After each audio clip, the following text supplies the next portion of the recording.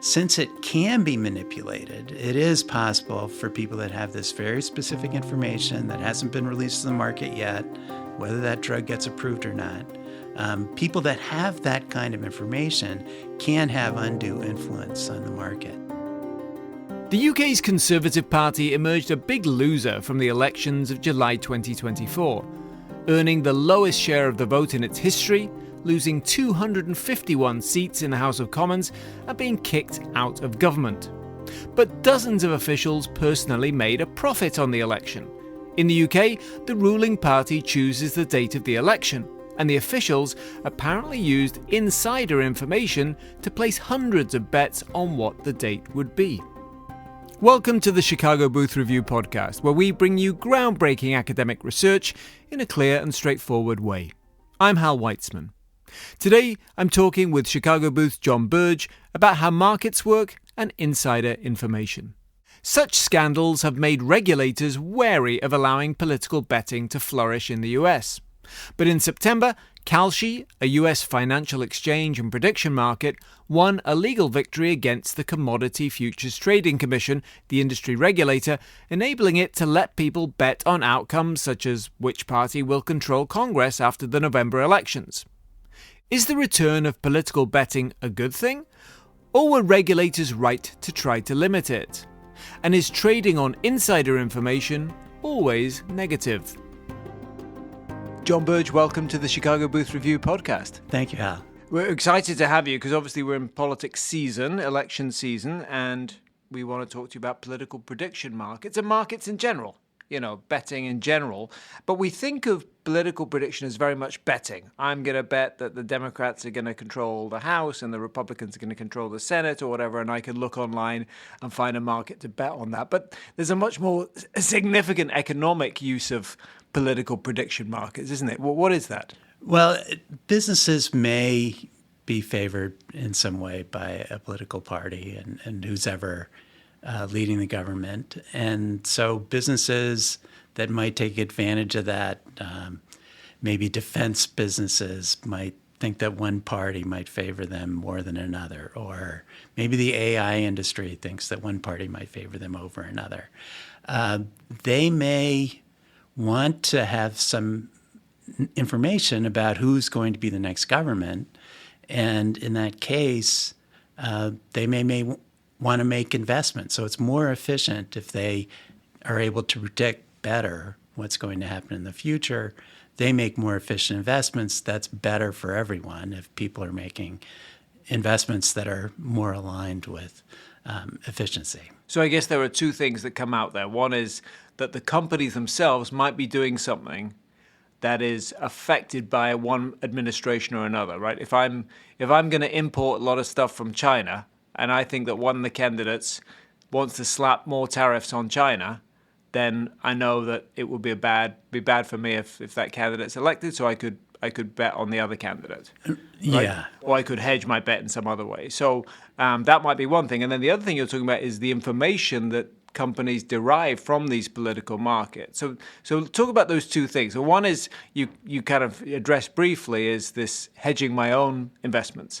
But the other one is learning information that might make my own decisions more efficient. Yeah, that's what we want from these prediction markets is that we acquire more information about how likely it is, in this case, that one candidate is going to win an election over another, or that they're going to control the government in some way rather than another. And that's information that can be of value to people. It can be value to them because of their investments, because of what they might be able to receive on those investments. And then it can also affect the actions that they might take, like you're mentioning about hedging, that they may, if they do have an interest in a firm that's producing in China, maybe they should think about producing in Southeast Asia, in Vietnam or Malaysia instead.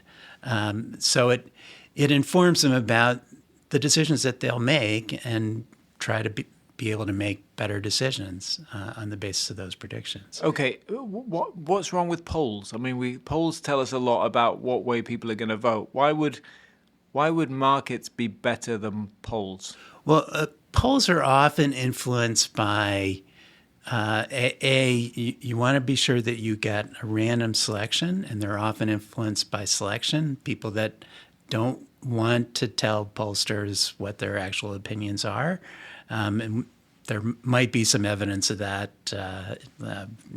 Trump voters not wanting to say they're voting for Trump in 2016. We might have seen some evidence of that in terms of polls, or the sort of classical example was an Alf Landon poll, and whenever Alf Landon ran for election, he only gathered 8 electoral votes, but he had 320 in this poll because it was very biased. So we have to watch out for bias that can always arise in polls. But the sample size of people who bet on these political markets is very small, and I'm guessing also very skewed in some way, right? Well, the point of these markets is that people who do have information that's not already in the market can enter them. If they're open for people to enter into them and they have information that may have value, then they should be encouraged to enter, and that we should see that people who have that information come into these markets and therefore create more liquidity within the Right. I mean, you'd expect that if political markets grow, and the United States is pretty far behind other countries in terms of political betting. Right. But if political markets grow, the accuracy will improve. Yeah, I would think that should happen. And as maybe you've mentioned about the court rulings allowing political markets, it may be that people were previously hesitant in the United States. The United States didn't have sports betting even, when still not in many states. But sports betting wasn't legal in most of the United States and not legal federally. But now many of the states have made that legal, and the recent court ruling allowing the political betting as well to go on. That I think is encouraging more people to enter into the market, and you'll see these markets expand. I mean, certainly. I grew up in the UK where there's betting on everything. Yeah, and the odds on political outcomes are very often cited in news reports as much as polls perhaps are cited. But here it is different, and you talked about this case which we mentioned in the introduction. But U.S. regulators have typically taken a pretty dim view of political prediction markets. So CFTC Chairman Rustin Benham has said that these event contracts would effectively turn his agency into an election cop. So they'd be policing elections, that these contracts are not in the public interest. Everything you've said so far has been very, very positive. Why do you think there's so much concern? What exactly is the concern? I think their concern is that they think that someone might be able to manipulate the market to influence how other people think, that their thoughts about who should win the election may be based on looking at the results of the market. And if the market can't be manipulated, then that may have an undue influence on how people vote. It's less susceptible if more people are able to enter into the market. Okay, and I guess there's also a kind of moral thing, isn't there, that we just don't like. We don't think in America that gambling is good, and so gambling mixed with politics seems bad. There is I think inherent in kind of American philosophy that gambling has some sort of immoral connotation associated with it.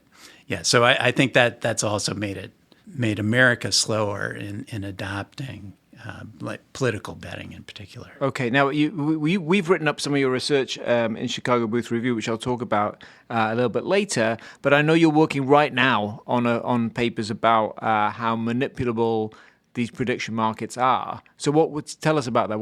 If you can give us some preliminary thoughts about that? Yes. Well, what happens in any of these prediction markets and can happen in these political markets, whatever occurs early in let's say the opening of the market, that has greater influence on how the market actually reacts.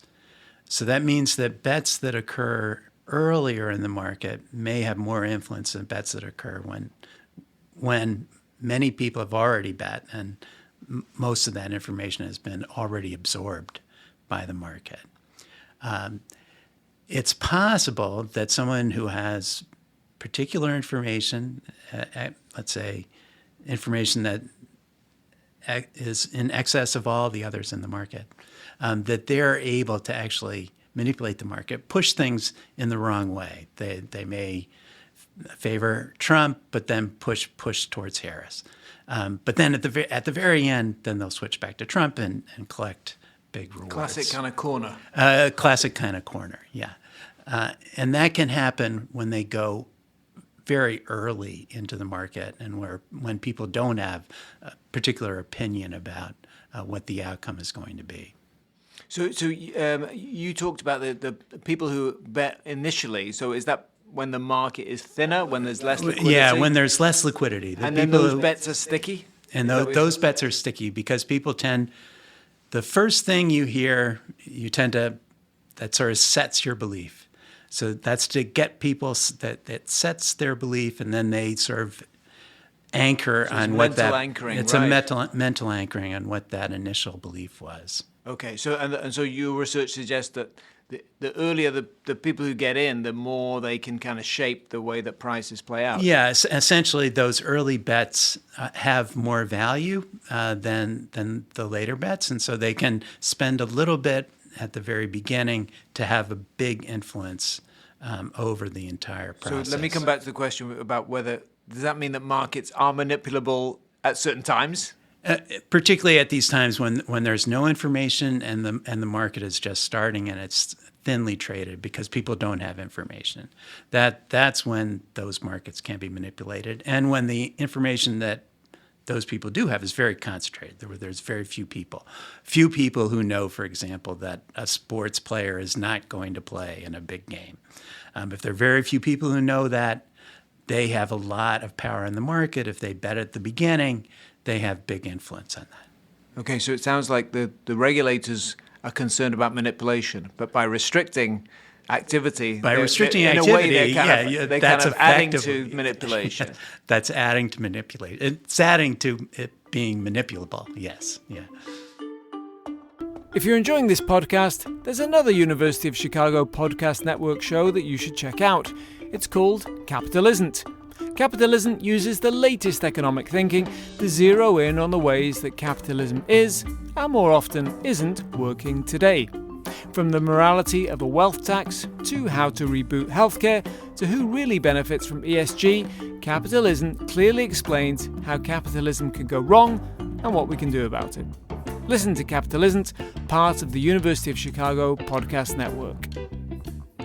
John, let's move on from political prediction markets to talk about financial markets, right? It's different kind of thing because they're not event markets. It's not like we're waiting for a particular thing to happen. These are just general markets that are constantly traded, and there is deep liquidity, but there's still concerns about manipulation, right, in markets. So talk a little bit about that. What are the similarities between political prediction markets and financial markets?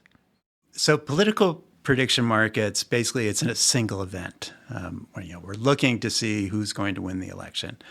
So we have a single point in time at which we're going to determine what the payoffs are going to be. In a financial market, these payoffs are going on. As long as the firm is still operating, we're going to be able to trade in the stock of that firm for however long the firm is going to exist. So they have differences in terms of the timing. However, the same kinds of conditions that can lead to manipulation in political markets can also lead to manipulation in financial markets. Knowing that a product, if you're pharmaceutical, knowing that a product is going to be approved for market, that can have a large influence on the value of a pharmaceutical firm. Those who have information about whether it's going to be approved or not, they have an advantage. Knowing whether a piece of legislation is going to be passed that would be in favor of a particular company, that can have an enormous influence on what the value of the firm is, and insiders can use that information to trade in the market and gain value from that. Trading information in the market. And you talked in the first part of this podcast about how information coming out is good. It helps companies make better decisions. It helps us be better informed. But when I hear the terms insider and information, I think of insider trading, which is a criminal activity. So what is the distinction between, the information that we want?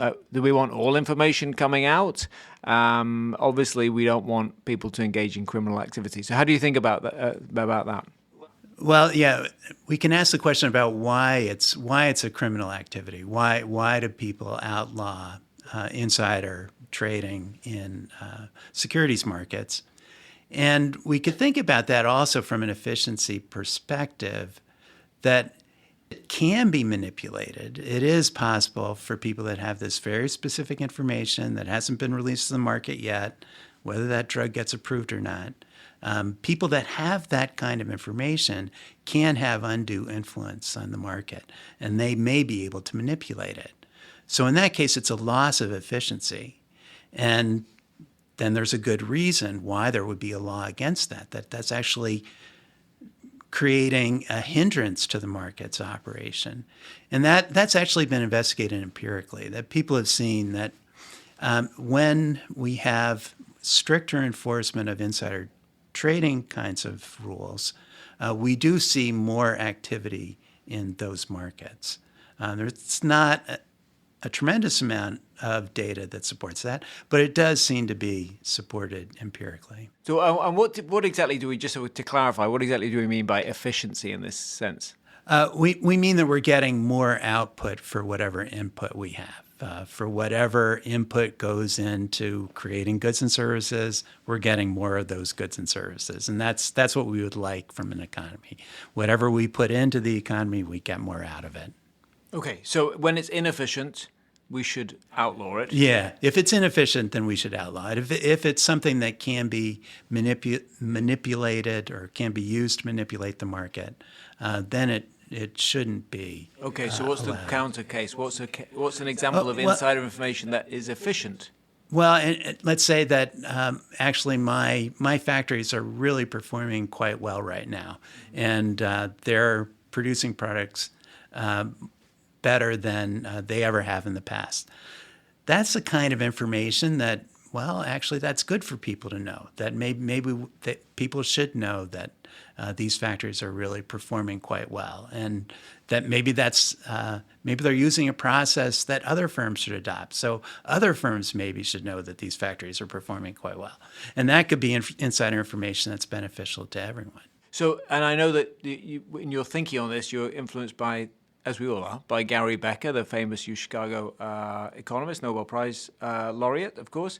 And he had a view about insider trading. What was his view on insider trading? His view was that whatever is most efficient is what the pressure in any economy or in any political economy is going to bring out. So whatever is leading to the greater efficiency is what we should see actually hold in the end.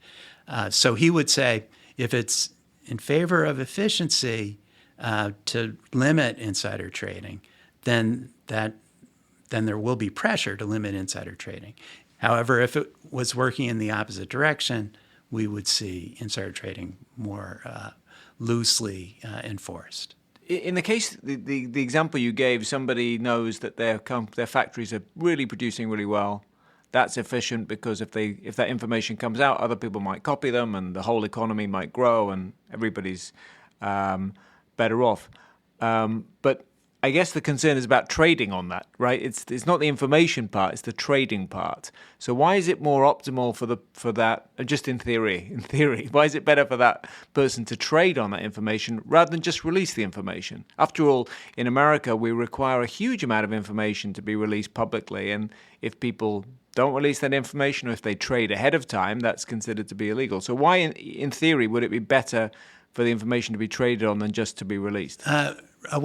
Releasing the information may lead to the same outcome in terms of efficiency.